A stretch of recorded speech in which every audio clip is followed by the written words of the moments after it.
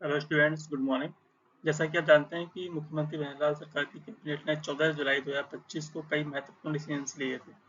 उन डिसीजंस में 3 नीतियां भी जारी करने की अनुमोदन किया गया था, उनकी स्वीकृति प्रदान की गई थी। उन 3 नीतियों में पहली नीति थी heal in Rajasthan policy, second थी टाउनशिप पॉलिसी और थर्ड थी Rajasthan city gas distribution policy CGD 2025। इसके अलावा कई और डिसीजंस लिए गए थे, जिनमें हम ये मान सकते हैं कि RPSC, जिसे हम राजस्थान लोक सेवा आयोग कहते हैं, उसके सदस्यों की संख्या, मेंबर्स की जो संख्या है वो 10 कर दी गई थी। वर्तमान में ये 7 है। 7 से बढ़ा करके कितना कर दिया गया, 10 कर दी गई थी। इसके साथ उन्होंने ये भी कहा था कि BEd की जो डिग्री है वो केवल NCT रिकॉग्नाइज्ड इंस्टीट्यूशंस के लिए ही वैलिड रहेगी। कई बहुत सारे डिसीजन दिए गए थे, लेकिन आज जो हम डिस्कस करेंगे वो राजस्थान की जो 3 महत्वपूर्ण नीतियां जारी करने के लिए अनुमोदन किया गया है उन पर कौन कौन से महत्वपूर्ण प्रश्न बन सकते हैं उसको लेकर के हमारी चर्चा करेंगे। MCQ क्या क्या बन सकते हैं उसके बारे में बात करेंगे। तो शुरू करते हैं अपने पहले प्रश्न के साथ में। तो हमारा पहला प्रश्न इसमें है कि जो अपनी हीलिंग राजस्थान पॉलिसी है उसको लेकर के हम लोग यहाँ बात करेंगे। तो पहली जो प्रश्न है वो क्या है कि इस नीति के का उद्देश्य क्या है। प्रश्न पूछने के अलग अलग तरीके हो सकते हैं। कोशिश यहाँ पे ये की गई है कि कितने प्रकार के प्रश्न इन पॉलिसी को लेकर के बन सकते हैं, उनको अपन यहाँ पे एक तरह से कंप्रोमाइज करें या उसे वहाँ पे रखें। तो शुरुआत करते हैं कि इस नीति का उद्देश्य राजस्थान को एक सुलभ, किफायती और भरोसेमंद मेडिकल वैल्यू डेस्टिनेशन के रूप में स्थापित करना है। तो हम बात पहले समझने की कोशिश करें। Medical value travel destination, MVT। एक बात मैं यहाँ पे जरूर कहूँ कि प्रश्न कोई भी क्यों ना हो, लेकिन एक बात जरूर ध्यान रखना है आपको कि अगर आपने प्रश्न को समझ लिया तो समझ लो कि आपने आधा उत्तर दे दिया। तो ये जरूर समझना है कि आखिर प्रश्न क्या कह रहा है, तो आजकल प्रश्नों का जो पैटर्न है टोटली बदल चुका है। क्या है, तो इस नीति का उद्देश्य राजस्थान को एक सुलभ, किफायती और भरोसेमंद मेडिकल वैल्यू ट्रैवल डेस्टिनेशन के रूप में स्थापित करना है। ये पहला स्टेटमेंट है। सेकेंड, ये कहता है कि यह नीति केवल एलोपैथिक चिकित्सा सेवाओं के सुदृढ़ीकरण पर केंद्रित है, अन्य पारंपरिक पद्धतियों को शामिल नहीं किया गया है। यहाँ पे मैंने एक जरूर यहाँ अलग से ऐड कर दिया है, लेकिन प्रश्न हो सकता है इसके लिए इतना ही पूछ के छोड़ दे कि यह नीति केवल एलोपैथिक चिकित्सा सेवाओं के सॉलिडिफिकेशन या फिर सुदृढ़ीकरण पर केंद्रित है। और थर्ड स्टेटमेंट क्या है, हमारा थर्ड स्टेटमेंट है कि यह नीति, इस नीति के तहत MVT डिजिटल इकोसिस्टम, जैसे मैंने यहाँ पे कहा कि मेडिकल वैल्यू ट्रैवल डेस्टिनेशन, यहाँ पे हम बोल सकते हैं MVT digital ecosystem, MVT portal, mobile app, telemedicine सेवाओं के विकास को बढ़ावा देगा। फोर्थ स्टेटमेंट कहता है कि यह नीति या इस नीति के अंतर्गत निवेशकों को केवल राजस्थान निवेश संवर्धन योजना वेब्स के अंतर्गत प्रोत्साहन दिया जाएगा। इन 4 स्टेटमेंट को आपको समझना है और इसके आधार पर जो विकल्प दिए जाएंगे आपको, उसको आपको चुनना है कि कौन सा विकल्प आपका सही हो सकता है। तो पहला उत्तर विकल्प कहता है कि इसमें 1 और 3 सही है, फर्स्ट और 3। दूसरा कहता है कि 2 और 4 सही है, 2 एंड 4। केवल 1, 3 और 4 सही है, 1 2 3 और 1 2 3 एंड 1 3 4। तो हमें कौन सा विकल्प सही हो सकता है। तो उसका सही उत्तर अपना क्या है, सही उत्तर है इसका केवल 1 और 3, स्टेटमेंट नंबर 1 और स्टेटमेंट नंबर 3। ये 2 स्टेटमेंट ऐसे हैं जो कि इस नीति के संदर्भ में सही हैं। पहला क्या है कि राजस्थान को मेडिकल वैल्यू ट्रैवल डेस्टिनेशन के रूप में स्थापित किया जाना है। और थर्ड क्या है कि जब इसको मेडिकल वैल्यू ट्रैवल डेस्टिनेशन के रूप में स्थापित किया जाना है तो नंबर सी बात है, इसको लेकर के बहुत सारे और प्रयास किए जाएंगे। तो उनमें से पहला है कि MVT डिजिटल इकोसिस्टम विकसित किया जाएगा, MVT पोर्टल विकसित किया जाएगा, मोबाइल ऐप बनाए जाएंगे, टेलीमेडिसिन सेवाओं का विकास किया जाएगा। टेलीमेडिसिन आप जानते हैं, जो दूर से हम जो उपचार करने की व्यवस्था है उनको डेवलप करने की कोशिश की जाएगी।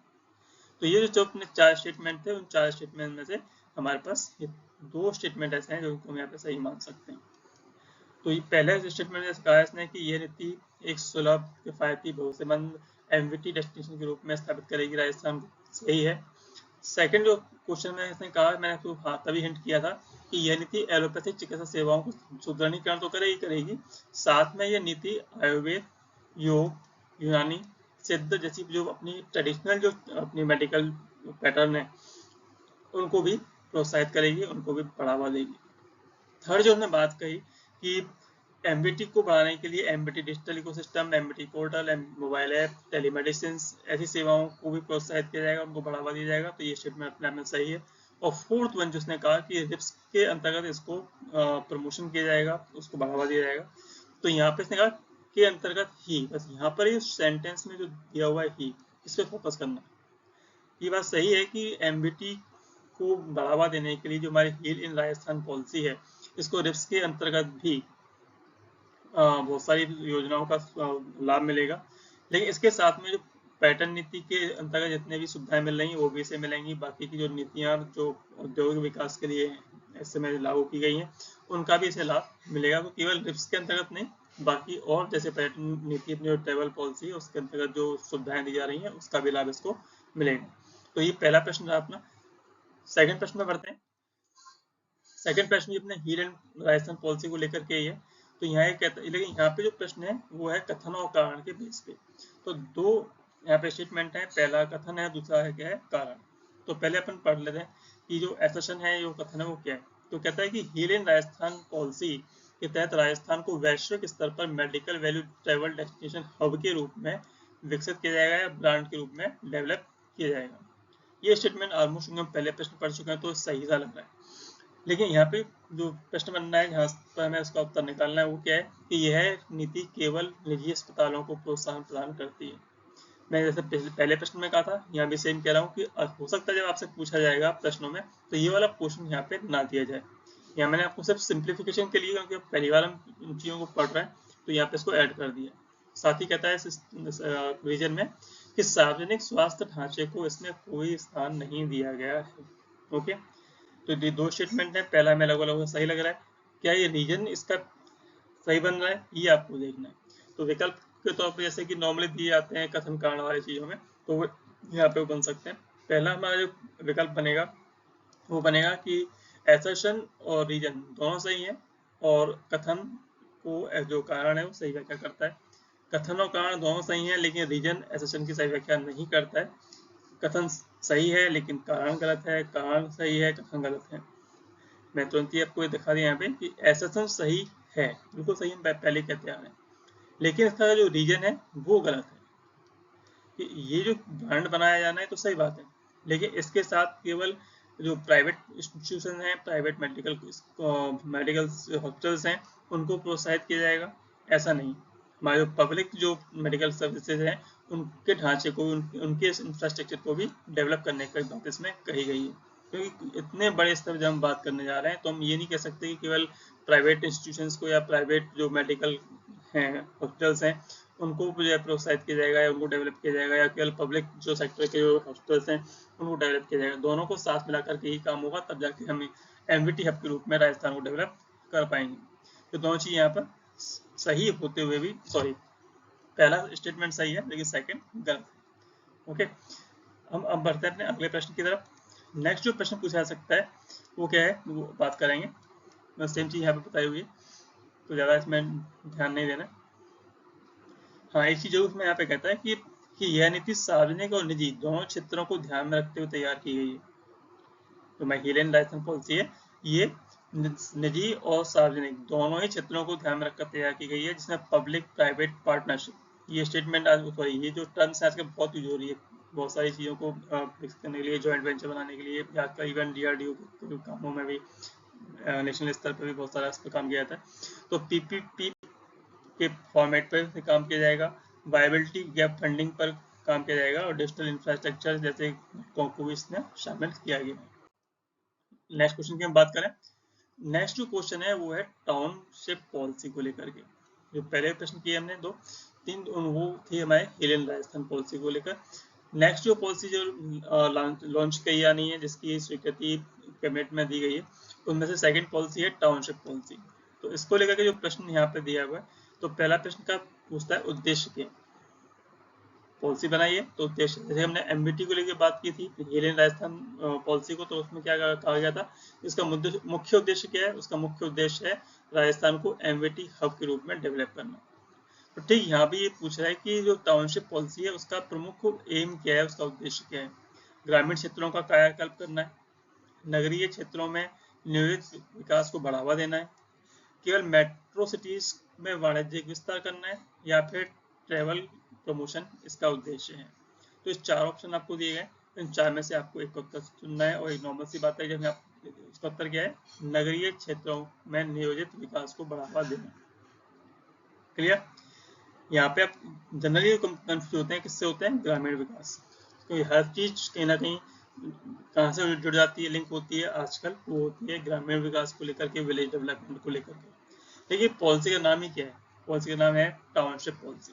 तो समझ लें आप, तो इसका जो उत्तर क्या होगा, नगरीय क्षेत्रों में ऑर्गेनाइज डेवलपमेंट। ओके, ये आपको यहाँ जानना है। सेकेंड प्रश्न है हमारा कि टाउनशिप पॉलिसी के अनुसार आवासीय योजनाओं में कुल भूमि का न्यूनतम कितना प्रतिशत पार्क और खेल मैदान हेतु सुरक्षित किया गया है। तो टाउनशिप पॉलिसी है, उसको डेवलप करना है, ऑर्गेनाइज तरीके से डेवलप करना है। तो ऑर्गेनाइज तरीके से डेवलप करना है, तो अब आप समझ रहे हैं कि इसमें कुछ हिस्सा पार्क के लिए और खेल के मैदानों के लिए भी जरूरी है। बच्चों का डेवलपमेंट भी चाहिए, बड़े बुजुर्गों और बाकी के अपने जो फ्री टाइम होता है, उनको बाकी बहुत सारी एक्टिविटीज होती है, उनके लिए एक पार्क की आवश्यकता भी होती है। तो उस टाउनशिप पॉलिसी में इन चीज़ों के लिए कितना प्रतिशत का प्रावधान किया गया, ये आपको देखना है। तो यहाँ पे 4 ऑप्शन दिए गए। पहला है हमारे पास 5%, सेकेंड है 7%, सी है 8% और 10%। यहाँ ध्यान रखना है किसके लिए पूछा जा रहा है, पार्क और खेल मैदान के लिए। उसका सही उत्तर क्या है, इसका सही उत्तर है 7%।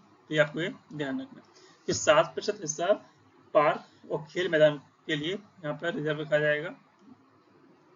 नेक्स्ट प्रश्न है वो भी टाउनशिप पॉलिसी को लेकर के ये, तो उस पर हम बात करते हैं। पहला प्रश्न इसमें दिया गया है, वो यहाँ भी वो सेम चीज है, कथन और कारण को लेकर के प्रश्न एक पूछा जाएगा। वो प्रश्न का क्या रूप क्या होगा, उसमें क्या पूछा जाएगा, ये आपको देखना है। कथन कहता है कि टाउनशिप पॉलिसी 2024 के अंतर्गत योजना पूर्ण होने के बाद इसके रखरखाव का उत्तरदायित्व 5 वर्षों के लिए डेवलपर के पास होगा। जो भी कोई भी स्थान, मतलब कोई भी एक जगह किसी डेवलपर ने डेवलप की, कोई भी एरिया, चाहे यहाँ पे आपने मॉल बनाया या फिर हम बात करें कि कोई कॉलोनी काटी, तो उस जगह को डेवलप करने के साथ साथ उसके रखरखाव मेंटेनेंस का जो जिम्मेदारी होगी वो डेवलपर की होगी। क्या ये बात सही है, पहली चीज। और वो जिम्मेदारी 5 वर्षों के लिए होगी। क्या ये बात सही है, ये आपको देखना है। पहला तो स्टेटमेंट ये है। सेकंड कहता है कि राज्य सरकार सीधे ही सभी योजनाओं को रखरखाव की जिम्मेदारी स्वयं लेगी। तो यहाँ पे 2 चीजें हो गई, या तो इनमें ये सही है, यहाँ पे ये सही है। तो या तो डेवलपर इसको जो है 5 वर्ष के लिए मेंटेन करेगा, मेंटेनेंस रखेगा, या फिर इन सभी योजनाओं की रखरखाव की जिम्मेदारी किसकी होगी, राज्य सरकार की होगी। तो विकल्प क्या हो सकते हैं, विकल्प हो सकते हैं हमारे पास कि ए और आर दोनों सही हैं और आर एक को स्पष्ट तौर पे व्याख्या करता है। सेकंड है ए सही है और आर गलत है। और सी क्या है, ए गलत है और आर सही है। और डी क्या है, ए और आर दोनों ही स्टेटमेंट गलत है। उत्तर क्या बनेगा हमारा यहाँ पे, बी, ए सही है और आर गलत है। जैसे कि व्याख्या हम करते जा रहे थे, तो यहाँ पे निकल के आता है इसका कि ये तो सही है कि डेवलपर की जिम्मेदारी होगी कि 5 वर्ष तक इसको मेंटेन करेगा, लेकिन आर गलत है। इसमें हम ये कहें कि राज्य सरकार इसकी जिम्मेदारी लेगी, तो नॉर्मल सी बात है, डेवलप उसने किया है तो रेस्पॉन्सिबिलिटी भी उसी की होगी। ओके, तो यहाँ पे बात रखिए। सेकंड जो अपना प्रश्न है इस पे, वो प्रश्न है कि टाउनशिप पॉलिसी के अंतर्गत निम्न में से कौन सा प्रावधान सही है। 4 प्रावधान दिए गए, इन 4 प्रावधान को आप पहले पढ़ेंगे और इसके बाद इसका आंसर आप विकल्प में दिया गया होगा उसके अनुसार निकालेंगे।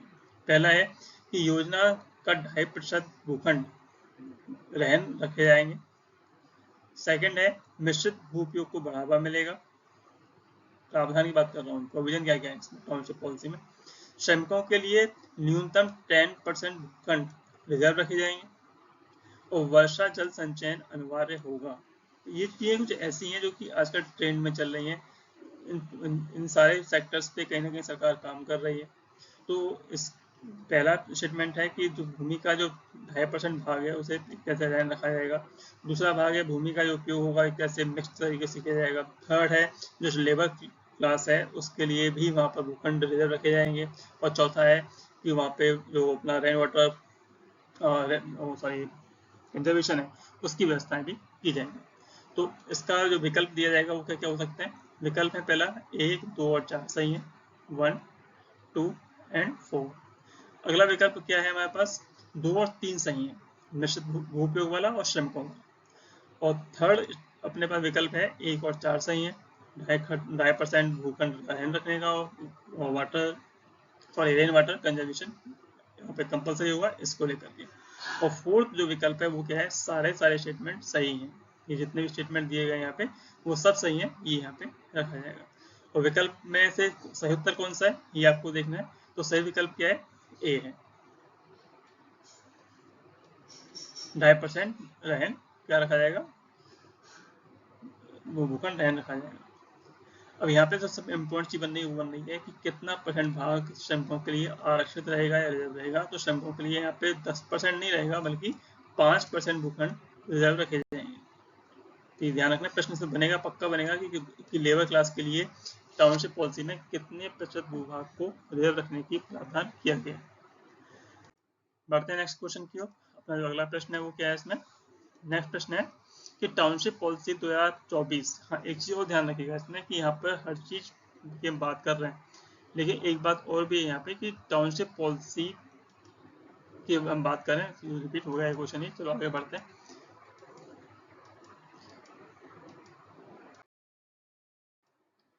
हाँ, तो नेक्स्ट क्वेश्चन है अपना है वो टाउनशिप पॉलिसी को लेकर के। यहाँ पे लेकिन आपको मिक्स करना है कि टाउनशिप पॉलिसी में बहुत सारी चीजों को स्थान दिया गया है। सुविधा क्षेत्र, रेजिडेंस, वेलफेयर ट्रांसफर, सेक्टर जो रोड्स हैं उनके बारे में, और अपशिष्ट जल पुनर्चक्रण के बारे में, ओके, रेसिडुअल वाटर रिसाइकलिंग के बारे में। तो इन सब का यहाँ पे मैच करने के लिए मैंने रखा है।